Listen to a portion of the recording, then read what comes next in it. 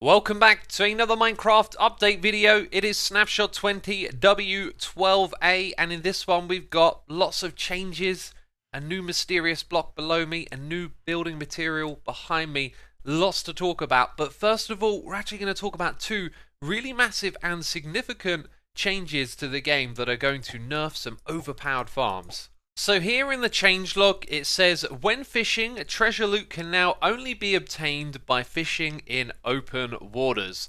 This means that AFK fishing farms are going to be nerfed. So in the changelog there is this new parameter called in open water. It says matches whether the fishing location is open water fishing or not. A fishing location is considered to be open water if there are no blocks above water and no solid underwater blocks around. All water blocks are source blocks and there are no bubble columns. So as you can see, the presence of solid blocks above the water here and a lack of more water source blocks around here would invalidate this design and stop you from getting decent loot from the AFK fisher. So this farm design itself kind of does work because you can still get fish. It's only treasure loot that you're not going to be able to get from this type of farm anymore. So if you want it as a food source and you want to get lots of fish, you can technically still use it for that. Now, so you can understand exactly why, this is inside of the game itself, and fishing actually has 3 different loot tables. So when you open the fishing loot table, it refers to those, and you'll see that the treasure one right here now requires in open water to be true. So that means you have to be fishing this way to get treasure. Now, I've got 2 thoughts on this change. Let's face it, being able to build a small contraption like this and then get crazy enchanted books is just blatantly overpowered and not balanced for the game. I think it's a great decision to change this. The other thing is that players are going to figure out what these parameters are to meet that predicate to get treasure from fishing, and then they'll probably find some sort of way to engineer it so that you can AFK fish farm again, but hopefully not. I don't know what the specifics are, but I think this is a change in the right direction from Mojang. Okay, what's the second big change? Well, I need you to cast your mind back to Hermitcraft Season 6, where we built an XP shop that stored the XP enough to repair your tools and armor inside of furnaces. And this was all done thanks to a ridiculously overpowered farm that we will see just behind these walls. It is the Zero Tick farm. There is an exploit that causes cactus, chorus fruit, sugarcane, bamboo to grow faster than it reasonably should do. And so in this update, these farms have been nerfed. So it's very noisy, but as you'll see, the bamboo just pops off instead of causing it to grow extra fast. That's really good to see. And the cactus farm over here has suffered a similar fate. Although one just clipped over there and grew, you can see it's not forcing it to grow. So this has well and truly been fixed. Now, I think Mojang have made the right decision here to remove it from the game. It's clearly a bug that's been exploited. It's not intuitive to a new player. You have to build a weird redstone contraption to take advantage of it. And let's face it, you know, it's ridiculously overpowered. So again, I think another great change from Mojang. With that out of the way, let's get to our new blocks. We now have a use for crying obsidian, and that is to create the respawn anchor. Let's check out the recipe first of all. You can see 6 blocks of crying obsidian, 3 blocks of glowstone, and you'll need more glowstone blocks to interact with this and take full use of its features, which we'll get to in just a second. We also got polished basalt, and this can be created from basalt if you smelt it inside of a furnace. So you gather your basalt from the nether, smelt it up, and you get this new really nice polished basalt. It's one of those directional blocks that you can place in different directions, and you've got the 2 different textures there to work with. Now, as for this respawn anchor, don't use it in the overworld, okay? It's for the nether. Okay, we're going to see this in action now, and I've cranked up the volume because this block makes really cool sound effects. But that's when you actually put glowstone inside of it, which is the currency to use it, and it's a respawn anchor, so it allows you to respawn inside of the nether. That is a beautiful sound. And I love the ghostly voice that comes in just after it. And another thing you might notice, it gets brighter each time you add glowstone to it. So it can be used as a light source, It generates particle effects. I love everything about this. This is an amazing block. Now, if I right click on it, I will then set my respawn point and it will make that sound. I can actually spam that, I guess. Click over and over again. And then when I die, I will respawn in the nether, which was never possible before, right? It also makes that sound. So let's hear it again. Cool. And then, you know, now that it's been charged down, I can charge it back up. But you can't do more than 4 charges. Now I can't right click on it with a glowstone.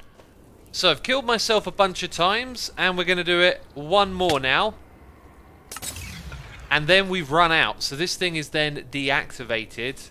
I think I can still right click on it. No, it doesn't let you set your respawn point. But if I kill myself now, I will simply default to the overworld. So this thing interacts with redstone. If you use a comparator, it'll give you a signal strength of 3, then 7, then 11, then 15. And unfortunately, you can't use this with a dispenser. If I go and power it, it just ejects the block, so you can't use the comparator to create like an automatic refilling system. The light level the block emits is 2, then 6, then 10, and finally 14. It is also not movable by a piston in any of its forms. And because of these changes, you can now use the spawn point command in any dimension. As you can see there, it's compatible with the nether. So now when I kill myself, we will respawn right here in the nether. And if you're wondering what happens when you use it in this dimension, it blows up. I'm loving this block. I think it's a wonderful addition, and it got me thinking, PvP minigame in the nether, in survival, you could use this as like a respawn counter for players. You got 5 lives, and then your time is up. So let's get on to more of the changes in this update. You can now use bone meal on your nylium blocks. As you can see, you can use this to get the fungus, the nether sprouts, and the warped roots. And if I just put some down over here, you can get the equivalent. Notice how it grows across though. That's an interesting observation to make right there. And of course this works with dispensers, so you can use this to automate the process and farm all these materials and get yourself lots of fungus. So the hoe is being taken seriously as a tool now, with more and more blocks being added to it with every snapshot. I can't actually place wet sponge here in the nether because that dries it out, but it is now the default tool for both types of sponge. There is also a big change to the nether gold ore, which generates in the nether. It can now actually be mined with any type of pick. So you can see here that I'm using the wooden. Stone will obviously mine it a little bit faster, and instead of getting ingots, you actually just get a couple of golden nuggets. And how many did we mine there? 4. So what's that, like an average of between 3 and 4? So I've looked it up. It's actually between 2 and 6 gold nuggets, and you can use fortune 3 on it as well. You can also still silk touch the blocks, and as you can see here, you can still smelt the nether gold ore, although you would need silk touch to do it this way around. But then I guess it gives you a way to get gold without using a furnace, as you can mine the stuff and get some nuggets. And with this change, piglins are now attracted to nether gold ore, which they weren't in the previous snapshot. Next up, we have some good sounding changes to bees and mob AI in general. Here's a bug I've seen reported in the past where mobs have a tendency to wander in a specific direction more than other ones. This cow happens to be going in the opposite direction.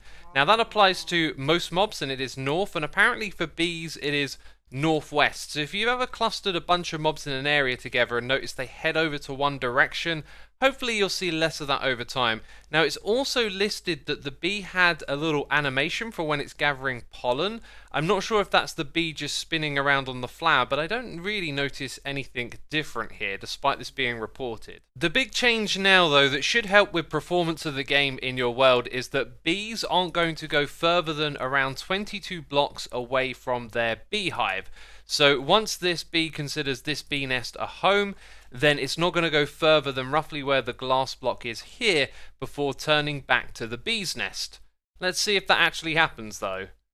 You've gone off the edge, straight down, and you're not going any further than that.